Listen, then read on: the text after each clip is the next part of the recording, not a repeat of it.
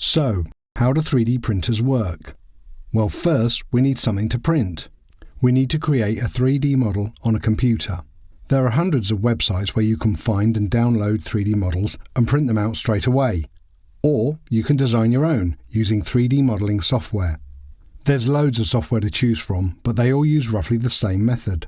You start with a basic shape, change the size, change the shape, add shapes together and take bits away. Then, when you're happy with your finished model, you're ready for stage 2.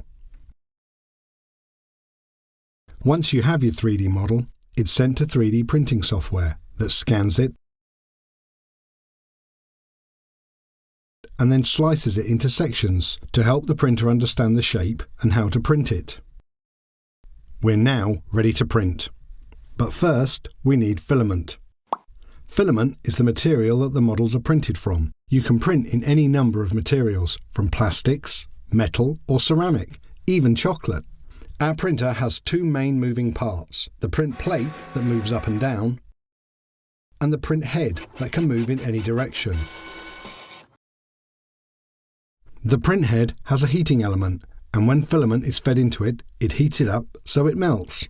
The print head then draws the outline of the first slice with the melted filament and fills it in.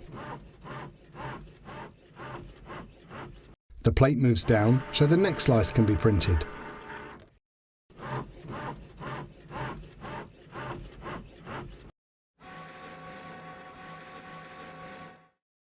This continues until all the slices are printed and our model is complete.